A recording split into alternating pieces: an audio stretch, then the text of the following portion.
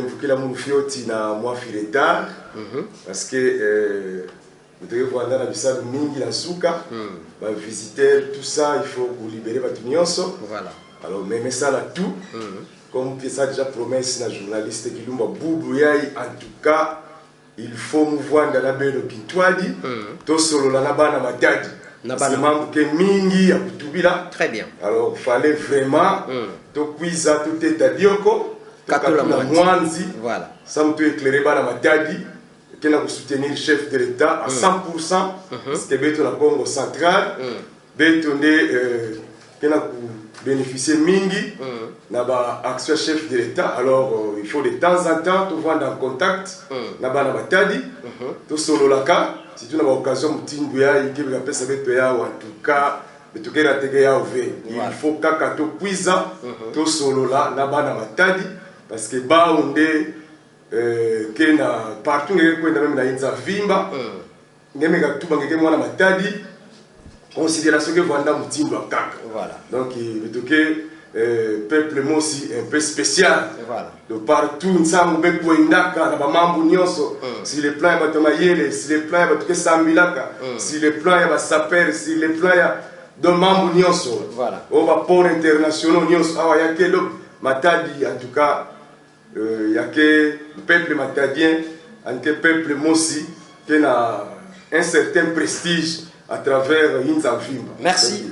Merci beaucoup. Matondo mingi mbuta kodi ya mbete, bampangi bankunda luzolo. J'espère que Belandi ya Radio Liberté Matadi, ben que zonaka émission Écho de la population, ben union sukuzaka vonga déjà, na kutuba ke déjà 10h quelques minutes kena kuluta, ben mekuwa lemvo ya tata kuyunduka, melomba beno lemvo, mubandati, beto nyonso betke bana ya nzambi, beto mezamba kulemvukila ya beto invité, mutindu wan metu bake anke responsable, heureusement que mupe mutu blaka beno yao, il attend des choses à faire. Alors mbuta kodi ya mbete, Radio Liberté Matadi, yakena kulanda mana mwanda, yakena kulanda mana boma, et bafle vignonso, et pourquoi pas une grande partie à cataracte, bampangi aluozi kena kulanda beto, nambanza manteke, kimpese, mission Snell Kwilu, Lufu, Noki, vraiment, yake kaka sam na bana mbanza Matadi ve, mais yake bana nyonso ya kizunga ya Congo central.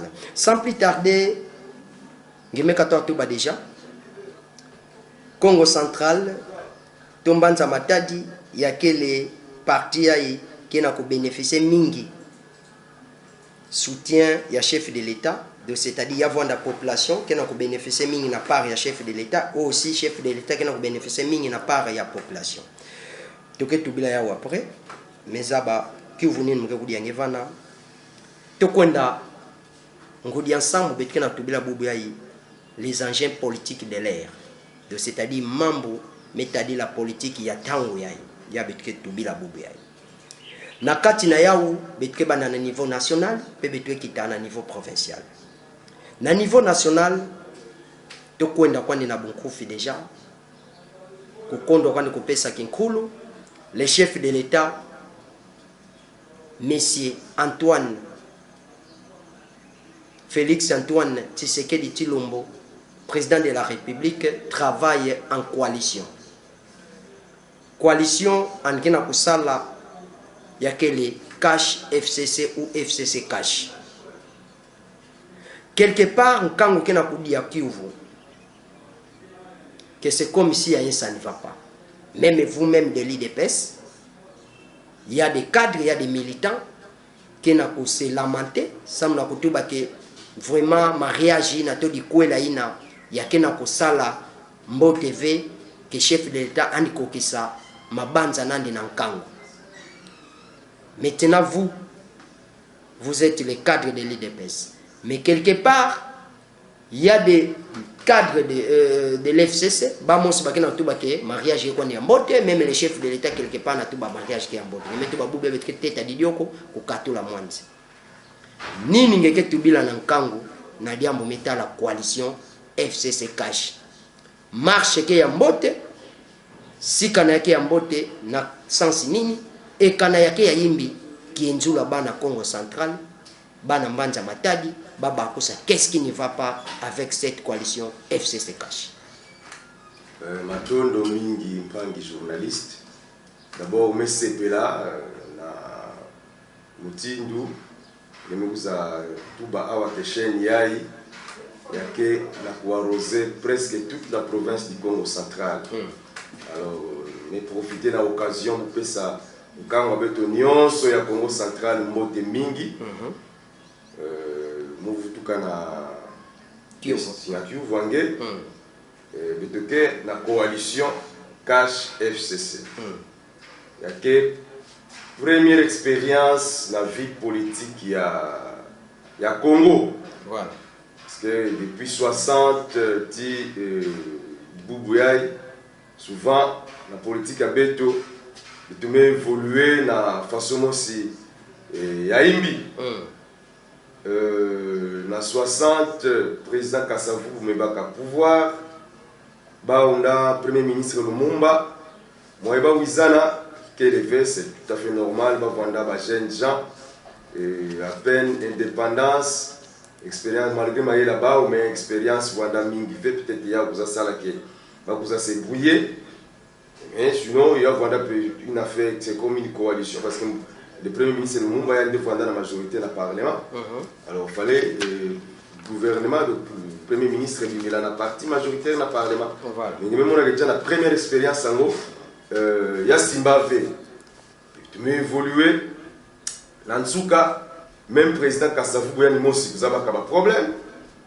Coup d'État, vous avez Salema. Déjà vers les années 60, en septembre déjà, les militaires, ça a déjà un coup d'État. Mais ils vont aller voiler, un coup d'État voilé. Voilà. Quand en 65, même Kassavou, vous avez na maréchal Mobutu. Déjà, c'est le plan politique. La première expérience à Beto, il y a une démocratie à l'époque, il y a Zimbabwe. L'État militaire, mais pas qu'à pouvoir, ancien président, mais il faut tout là, et puis finalement, à mieux fois. Quelques années, je crois 2 ans après, premier président, mais fois. Deuxièmement, nous avons dit mon président Mobutu pas qu'à pouvoir, c'était la dictature, et en 97, Moussé Laurent Désiré Kabila, mais puis ça, na ba troupe AFD ba me chassé maréchal Mobutu animé dans le Maroc après quelques temps animé Goufouan. Oui. Et puis président Joseph Kabila me pas qu'à pouvoir et pendant 18 ans je n'étais pas sûr. Et en Rwanda d'abord en Rwanda transition il y a mis ça la 1+4 tu me dans l'élection 2006. Oui. Et puis constitution de vous a tout là en place c'est il y a instauré régime semi-présidentiel. Voilà. Alors, le régime semi-présidentiel, c'est les partis qui ont la majorité dans le Parlement qui dirigent le gouvernement. Alors, le président Kabila, en 2006, a dirigé comme président de la République avec majorité parlementaire et Ayan Dimos. Voilà. Donc, dans ces conditions-là, les régimes semi-présidentiels qui ont fonctionné comme un régime présidentiel pur. Voilà. Donc, président de la République, il y a un gouvernement qui est sur la famille politique. En 2011, c'était pareil. Voilà. Président Kabila avec sa majorité. Donc, ça fonctionne comme un régime présidentiel. Très bien. Mais en 2018, Beto, IDPS nous a pas qu'à pouvoir, président Fati. Mais tu veux voter dans la tête du pays. Mais comme tu veux que tu vas en union, il y a une élection, tu as un vote, il y a un membre de Thomson V, il y a un membre de Polo V, il y a un membre de Loso V. Là, nous devons voter, est-ce que nous sommes en faveur de l'Angé? Attends, nous sommes compliqué, bonne marche, il y a pays, vous votez en divé. Mais nous avons c'est le président Félix Antoine Tshisekedi qui a voté mais nous avons député nous avons voté député nous avons cousin nous avons postulé nous avons postulé nous avons choisi mais la famille politique à président de la République fait. Nous devons rendre un mauvais service à président de la République. Nous devons compliquer tâche à président de la République. Mais sans majorité parlementaire. Il faut accompagner. Quoi qu'il fait. Dans ce moment-là, il faut céder gouvernement à la majorité dans le Parlement. Il s'est fait que en 2018, majorité parlementaire, mais bika na kota FCC beto me récupérer kaka présidence de la République. Mbuta Kodi Ambete. Moi point s'il vous plaît. Ngeme souligner dia momo siamfuno. S'il vous plaît, mais ça ba quelques ça ba fait l'idée, mais c'est aussi très important ça la population. Dia mbongo ngeme tubila ya kupona batu. Ba me pona chef de l'état, kuma na ba député, ba me kuma kupona ba député en kaka. Mumke pesaka quelque part faut tiver la population, c'est ya kena analyse, muza ba venga kanange ke sala analyse en kaka.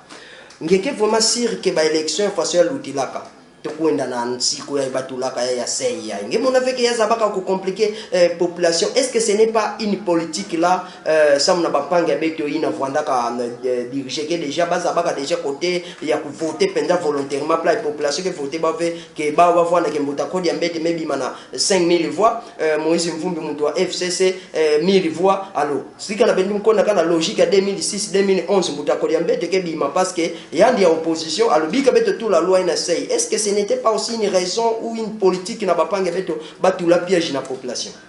Bon, piège, Yassei, je ne vois vraiment pas. Mais, tout le monde est simple. Parce que, Bétonio soit parti politique, parce que c'est comme si, ma parti politique, mingi, ça va qualifier la CIA.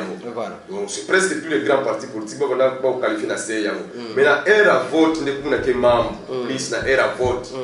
Donc population ignorance. Ignorance il y a population ou soit un cap ignorance veut même le yenge. Kaka que non que vous votez la moitié. Alors qu'il faut que tu as très bien n'ingé na couper sa voix. Voilà. Parce que mingi batoka vous avez regretté dans souka et mutongo vous votez que nous kangela muta ya famille politique X nous abaka mais mukatra comme que fanya beto nous voter kaka ya on est même compliqué tâche à président de la République. Donc dans la élection comme tu as fonctionné dans le régime semi-présidentiel quand la population zola président de la République voit fort il faut voter président n'a député Nantes. Nous avons voté la présidentielle, la présidentielle, nous avons voté Moutango, mais nous avons député pour la Moutouakaka. Il a aimé pour Maïmbi. Parce que le jour où on a même un peu de membre Sey, on a tout le monde dans le bureau de vote. Bon, on va circuler même la veille. Les électeurs, quand on a pu voter, si tu as déjà des semaines là, il y a décalage. Et après campagne, on va voter. Il a juste entré à bureau de vote. Coin là, on peut savoir bon. Et on a voté numéro 1. Et population peut les to Rwanda. Ngeme baka ngembongo nakota ngena biro ngeme voter kaka candidat ina ngeme to Rwanda sérieux non ngeme kabaka mbongo ngeme changer pe esprit bika mu jeme pia mu 5000 bika mu voter anga or ngena ku bebisa république alors ku ya me rattraper betu de faute président Félix de faute ngo bandaka na jour à élection to salaka. Donc coalition FCC cash c'était une obligation constitutionnelle. C'est bon, il y a que obligation vraiment constitutionnelle fait. Nous avons abordé c'était logique il y a le président. Donc il y a le président Kassavou après le départ Nandi il y a même fois il n'y a pas eu d'ancien président. Maréchal Mobutu le président nous avons pas pouvoir. Maréchal Mobutu le point pas d'ancien président. Laurent Joseph Kabila le président au pouvoir. Il n'y a pas eu d'ancien président nous avons pouvoir. C'est pour la première fois l'expérience à démocratie nous avons un ancien président. La passation à pouvoir pacifique à pouvoir et civilisé. Et il y a l'État de paix pendant plus de 37 ans. Et Beto, ça la non-vitalité, la non-violence depuis 82. Ça la pour l'État pour pouvoir président il faut une paix avec tout mais ça la remise et reprise. Ça l'opposition pacifique dans la non-violence. Et tout ça, il y a même vous allez réussir, il doit pas pouvoir. Si tu veux pas vivre de paix vaincra et gouvernera le Congo dans la non-violence. Tu veux là dans la logique avec lui, la tine en dessous, c'est réalisé. Et nous avons un ancien président en vie pour la première fois. Et ça c'est grâce à l'île avec lui de paix. Parce que si tu vois un violent, de tous la coup d'État, ancien président, mais Tina Kanawapi, bien mais vous fois, mais c'est pas comme ça. Donc vous trouvez la logique à coalition. Mais de maintenant là, tu la bien à 60 cohabitation Rwanda. Entre le président Lumumba et le président Kassavou. Mais membre du Zimbabwe. Alors, tout le monde même dans le pays là n'est en France que dans le régime semi-présidentiel. À un moment donné, président Mitterrand, le premier ministre Jacques Chirac, la cohabitation, il y a Rwanda Bendabika. Donc il y a que vous tout là un peu république dans Manima. Mais tu nous attends là que non. Mais tu me dans la logique de cohabitation. Il y a que voir dans Mamou Ming, surtout que nous sommes une jeune démocratie. Tu me opter pour la cohabitation.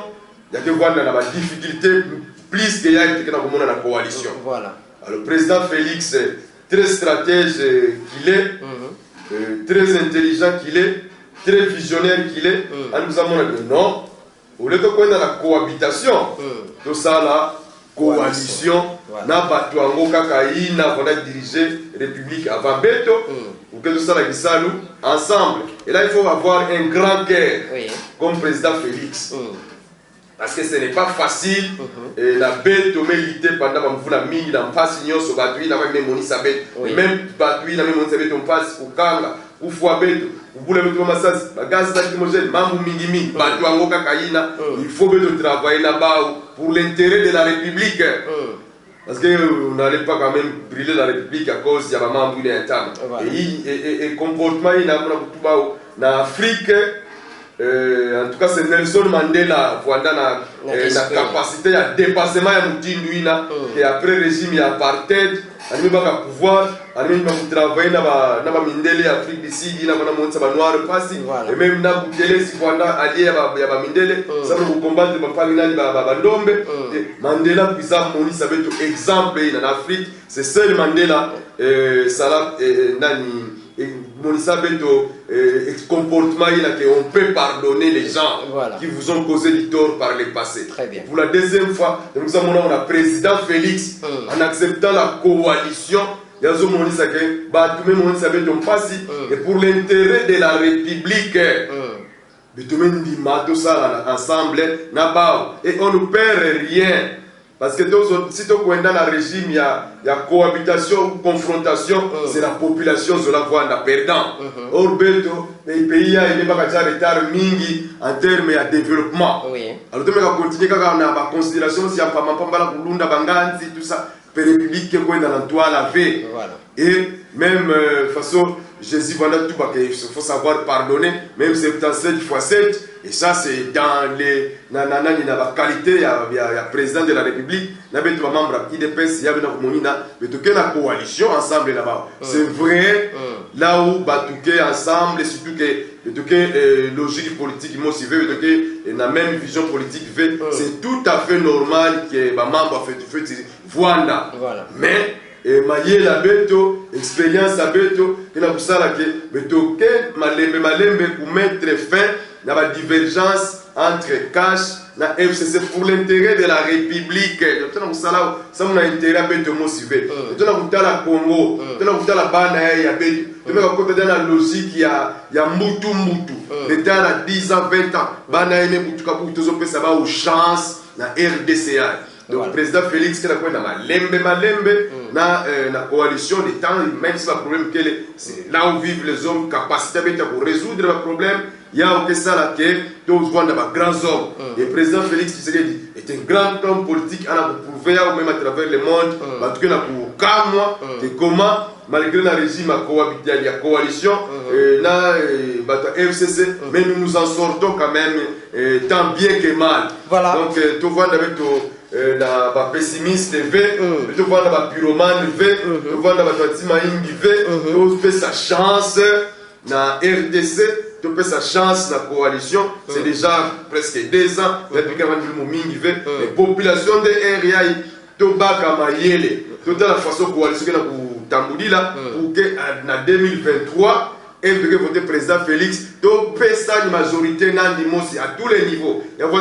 l'Assemblée nationale, le Sénat, l'Assemblée provinciale, partout, donc une majorité comme ça, on y applique le programme sans que on va dans la batterie, même si on a mais cette fois-là, il y a sans problème, Comment vous la termine la RDCI, mais le premier mandat, vous considérez comme une transition sans président Kabila, façon de Tubila autour de la salle que non, nous aurons une transition sans Kabila, c'est comme une transition sans Kabila, mais maintenant mais Bikana, la deuxième mandat président, il faut que la population s'en tout et tout compte dans le régime où le président de la République est dirigé la majorité, donc Batouina, c'est comme tu dis, ces Égyptiens que vous voyez aujourd'hui, vous ne les verrez plus jamais demain. Parlons toujours de la coalition parce que c'est comme ici, on a Zimbi Sankangu, passe sur la population qui est en Kangu. Si vous de l'IDPS, vous avez ressenti par rapport à la coalition FCC Cash, laissez-moi vous rappeler,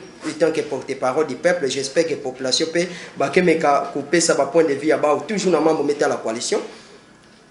Est-ce que coalition ina Boubouyange Metouba, le chef de l'État, Félix Antoine Tshisekedi Tshilombo, na bonne politique, raisonnement ya mbote, mabanja ya Mbuta Mandela, paix à son âme, et en disant qu'avait mengatanga, ça m'a intérêt ya peuple, paix ya boala, benondi makako sala na baina, mais ça l'a déjà. Mbuta Kodiambete, ngeke vraiment sire avec cette coalition. L'IDPS va s'en sortir. Samnako réaliser la promesse de la population. Surtout que le peuple d'abord. Ça fait déjà 2 ans. Mais comment maman chef de l'État metouba A, quoi qu'on a metouba B. Parfois il y a quelqu'un de l'IDPS metouba B, qu'on a metouba A. Contradiction ina. Est-ce qu'il y a vraiment sûr que 5 ans est-ce qu'il y a quelqu'un avec cette coalition il y a même que je peux dire des théâtres, je ne sais pas si des scénarios, il y a même le temps qu'on a pris. Matondo mingi na question que me poser on a tu la répète de PES de militaire ça mon état de droit la démocratie. Alors Betoken n'a pas pilier même si Betoken a coalition mais Betoken n'a pas pilier sur lesquels Betoken pour insister état de droit parce que pays a monsieur les journalistes membre de état de droit il y a au fait que même intouchable donc tout la tête ordre côté il y a état de droit parce que ça mon république ça me dans le développement du pays il faut ordre voilà. En termes d'état de droit, justice à pays. Mon avait forcément que la Tamboudi la Kilumba Kubuya et Samto discipliné, Batui na Kwanda Mamiyibi, Batouanda Pie Boala, Batouanda Assassin. Et là, on avait une discipline qui a par rapport à l'état de droit. Même à niveau de la juge, tout ça. Voilà, vous changez pour que qui savent la justice salema correctement. Et il y a un intérêt à la population. 86 57 287 ou les 082 40 29 205. Il y a M. Paul qui nous appelle. M. Paul, restez toujours en ligne. Vous êtes déjà... Allô, bonjour M. Paul. Oui, oui, bonjour à l'invité. Voilà. Ce n'est pas des noms d'activité. Ça fait à 2 matins. C'est tellement compliqué des politiciens. Maintenant, on commence à intervenir tard pendant qu'il n'y a plus de temps. C'est vraiment pas de démocratie. Voilà. Donc, si à cause de la démocratie, reste de démocratie, va agir dans la banque parce que l'habitude n'a pas de comment il est déjà modifié à cause de la. Voilà. En fait, il y a le bâti que l'État veut parler de la vie. Tout ça déjà va bénéficier de ma capacité. Il y a chef de l'État qui sont à propos de voilà. Mais dans l'intervention, il y a un bénéfice et un projet à long terme. Il a très bien marqué. Il y a les lots où il y a merci beaucoup. De deux, à lobby par rapport à vote de Salaki, et nous avons mal dit du côté député. Ils nous disent est-ce que le président avait retiré de deux, ceux qui a droit. Est-ce que les alaki kaka facultatif ou bien les alaki obligatoire kaka que le col azalaki la majorité il faut kaka qu'il y ait cohésion. Coalition. Pas d'autre moyen qui a échappé l'alliance. Merci beaucoup. J'espère que M. Kodiambete a commis, donc à Touni, Oye Bissaye, Tobango. Est-ce que c'est vrai? Les lots, le bel marabou élection, population a voté qui m'a pour na député. Est-ce que réellement chef de l'État a Zaki élu? Première question. Et deuxième, et d'abord à l'obel Makamboya, Babiloko, lobby, action chef de l'État au Congo central, ce sont des projets en long terme. Tous on a Ndeko, Jolens Azoro Bengabiso. Bonjour Ndeko. Bonjour. Voilà. Et j'ai aussi l'invité. Oui, voilà. À lobby, merci. En tout cas, c'était une intervention. Et là, parmi les bâtiments, on a mis M. Kodiambete. Voilà. Mais félicitations d'abord. Voilà. Bon, à côté de la Kamouya à l'Obéli, coalition, il y a FTK. En tout cas, il y a une coalition pour Nangaï, ils ont dérangé Moka. Pour Tambola, Malam, puisque les deux camps, vraiment sincères entre Bamona et Bamou. Le chef de l'État, il y a l'Assemblée nationale, président à la majorité parlementaire. Majorité parlementaire, il y a chef de l'État. Il y a évité ceux qui va pouvoir qui a monté pour comment la constitution et chef de l'État, il faut nommer un informateur pour détecter la majorité parlementaire. C'est une question à vous poser à M. Kodiambete pour la baïdé. En nommant un informateur pour attendre le monde en 2006, mais j'ai vu que le monde a Salaka Yango, à compte il y a PPRD. Est-ce que M. Kodiambete a courrier peut-être dans la Nora, l'informateur ou le président a nommé pour détecter la majorité parlementaire dans la carte d'Assemblée nationale. Voilà, c'est la première question. Dans l'équipe, à l'obéli, problème, il y a Joseph Kabila, tout ça en transition. Avec ceux qui n'ont pas été ou pas, en transition sans Kabila. Pour moi, quand on se salue par élection, c'est-à-dire des élections, il y a des problèmes, il y a transition. Joseph Kabila, constitution et l'OBA, a 2 mandats. Un mandat pour Yabouko-Sala et puis renouvelable une seule fois. Quand vous êtes à Saliango, comme il a deuxième mandat, à Télétiwana ici. C'est-à-dire que tous les sous la poste de transition sans stabilité. Quand vous savez que l'élection 2018, c'est-à-dire autant de voter président Kabila a soutien. Donc, c'est les tous la transition, mais tout ça, il y a un mandat à président Félix Tshisekedi. Mandat est le premier mandat est en 2023. 2023, ça c'est l'élection sauf qui a joué. Après, en 2028, sauf qui a joué, nous soit l'été. Ce n'est pas une transition sans Kabila. Tout ça, la transition, tout ça, vraiment un mandat. Merci beaucoup. Alors, dans l'équipe, non, continuez, papa. Ah, merci beaucoup. Naleki, à l'obéli, problème, il y a Congo central. Nous avons mis les bénéficiaires, il y a président actuel, son excellence Félix Tshisekedi. C'est vrai. Mais il y a aussi, il y a des projets où le président Kabila a dit qu'il va continuer de l'État. Où le président Félix Gazosala. Or, en eau profonde à l'obéli, il y a un projet à Kala. Il y a le président Félix. Et puis, pendant le salemita, président Kabila, il a même proposé sur la première pierre, il a continuité à l'État, même courant à l'obéli, je crois, il y a projet Grand Inga. Il a courant, projet Zalaka, il y a président Joseph Kabila, mais comme continuité à l'État et Zalaka, mais il y a pour ça une inauguration, ça la même mémoire en capital Caméré, il y a ça une inauguration. La Congo central, c'est élevé, ça c'est vrai.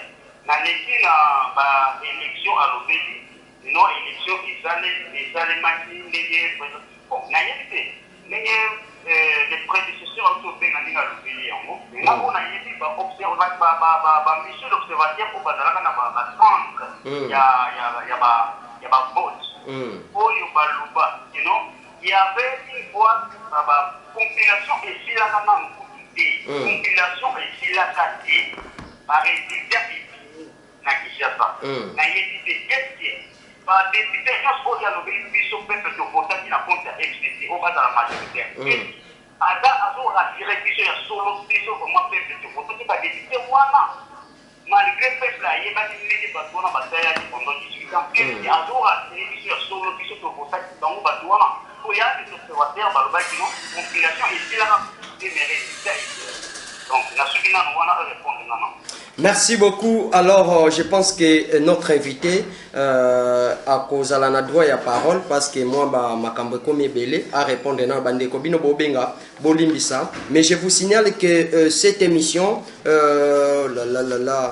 bandeko, cette émission, pendant que nous parlons à la radio, ça peut filmer. Donc, ndeko Igeumba, merci beaucoup. Ils ont filmé. Donc, et pour les canaux chaîne YouTube. Tozona Nundeko, mais Papa Kodiambete, Beto Baka invité aïe. Voilà. Andi, pas d'auditeur. Voilà. Allô, bonjour. Oui, bonjour. Papa, loba moi makasi tout ba mangolo, sambeto kwanye. Kumuna ngeboka. Mishengenga obengi biso wapi? Obengi bino pata soyo. A partir soyo, mishengenga tozo kawo. OK, nazoto na la question. Voilà. FCC.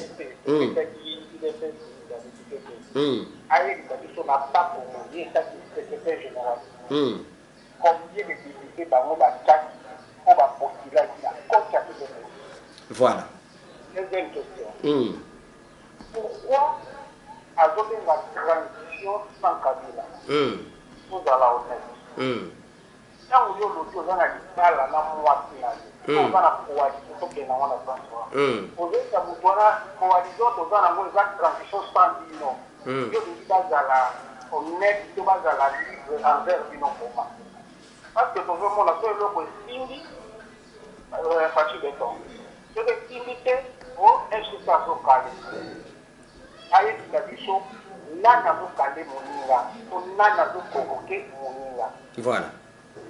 Troisième point, oui. Il dépend à chaque drapeau, photo, à pays, à place, mais sur la politique de la moya parti comme la FCC, vous avez dit la FCC, alors la rango, la pandarango. C'est des banalités de souka, kakana kitumba, toba sika, et la rapport. Merci beaucoup, Ndeko Mishengenga. J'espère que cette question, j'allais vous lire, mais le colo me tourne déjà parce que tu abordes qui point on a na kati raison pour laquelle na lobaki to tchaki point to kotuna mutuna quid sur la politique de l'IDPS. IDPS il y a opposition, IDPS il y a majorité, donc parce que bazana pouvoir pardon, IDPS il y a pouvoir. Donc il y a on a préparé qui peut point wana. Mais le colo yo pour me tourne déjà question là parce que biloko to ngato aborder ba comportement wana IDPS azo ko afficher ces derniers temps. Est-ce que c'est parce que bango ba comme na pouvoir? Bonjour Kulutu Jacques Maduka.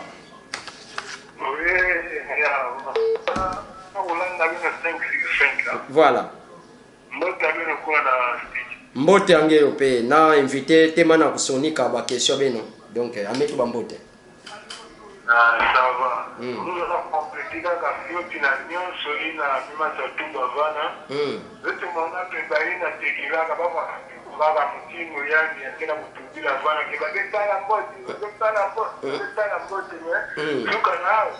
Tout le monde a mama mama sala la. Babika na sala politique ina kabini ina kwanda sala ke angenu kana télévision, une chaîne, on a mis tout le monde, nous allons faire ceci, nous allons faire cela, mais moi, Monica Nao. Et quel est Comme même, na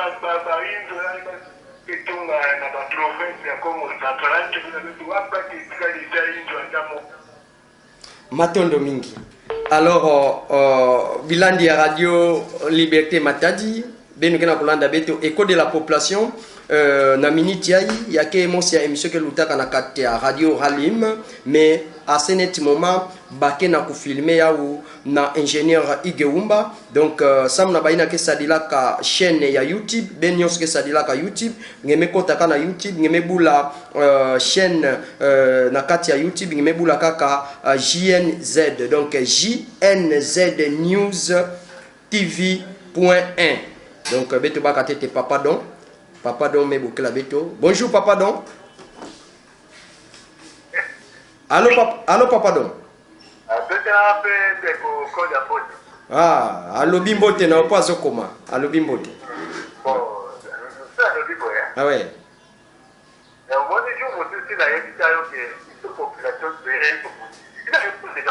Voilà.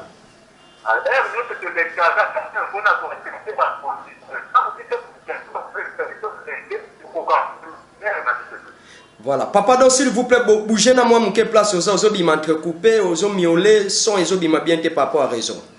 Ah, ça va. Voilà. Ah, si quoi ça va. Alors, dans le bigo, oui. Au moins du jour, le 4 décembre 2018. Voilà.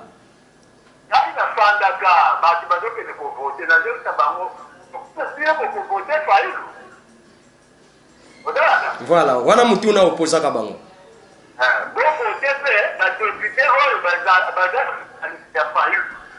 Voilà.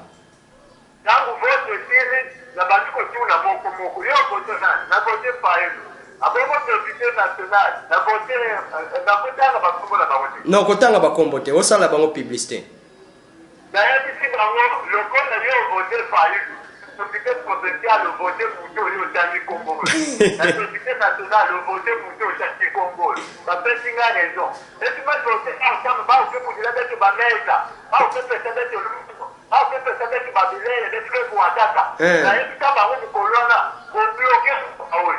Voilà.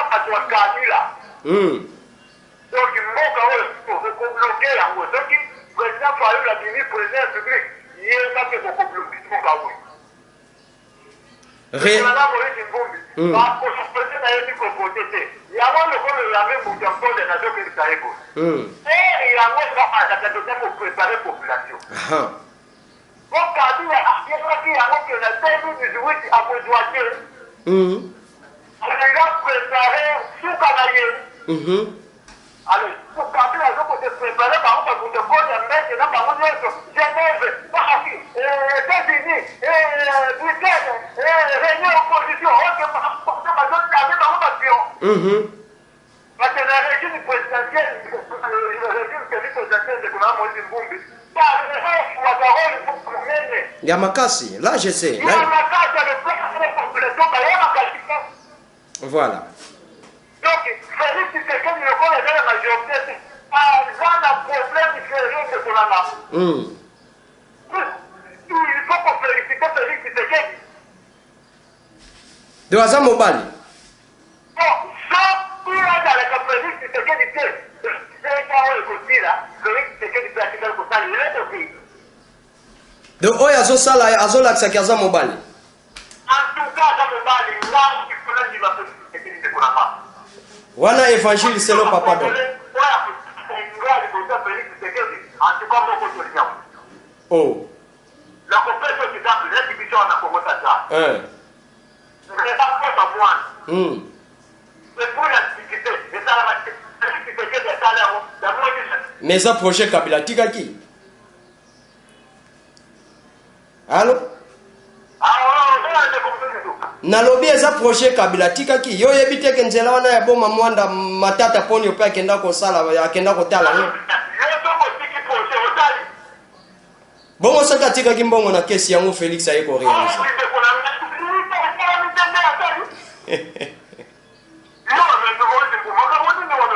oh tozo sala débat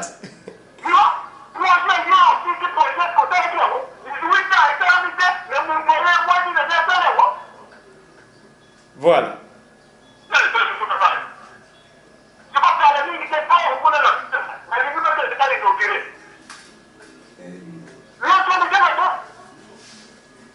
Voilà.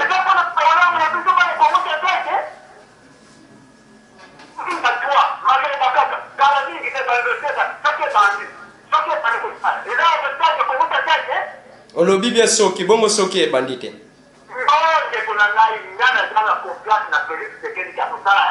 De Yaza Malobate. Merci beaucoup. Merci papa, donc tu comprends des idées. Donc vous soutenez le président et puis aux autres sensibiliser la population, bah payer confiance. C'est ça.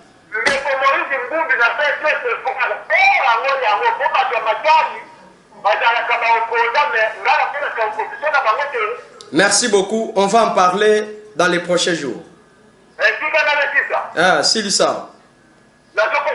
Oui. C'est-à-dire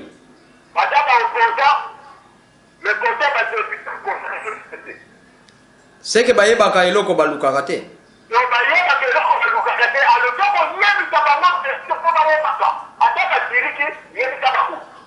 Non, peut-être que yo peut jouer rôle wana. Donc raison pour laquelle na sala émission bino pe population bozana boyebi, botali saka ba o bazana boyebi te.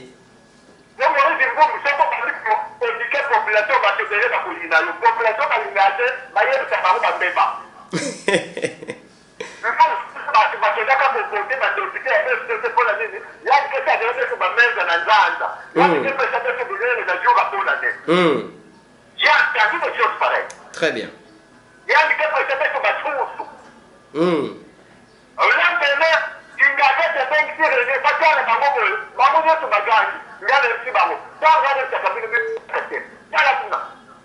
Merci beaucoup. Je crois que papa Dom et maman vous aussi à kitoko mingi à lui maman kitoko penza na landie du début jusqu'à la fin. Donc ngapena lobaki na ebandeli que ceux qui osent la candidat président de la République nayo. Voilà. Lukape oye ba candidat président de la République oya yo azana ba député nini banani baza ba candidat député na ye. Comme ça ceux qui a l'équipe président azana facilité à gouverner na ba député oyo ya ye. Parce que n'est capé à lobby na régime semi-présidentiel neto ya bisoboé parlement ezakana rôle moko très important ya ko jouer. Alors na régime semi-présidentiel ceux qui voté président ou voté député na été il va rendre mauvais service. Mais puis souvent, il y a un lobby. Au moins, il y a un qui est la rabette à mesa dans le stade. Il y a un qui est la rabette au pont. Il y a un qui est au pont. Il y a un sali qui est l'eau, il y a un lobby. Heureusement, le président Félix a encore mon bali. Il y a les grands rangers. Même temps, nous avons encore en opposition, le président Félix nous avons été ranger. Vous devez contourner les pièges, sauter les mitambo.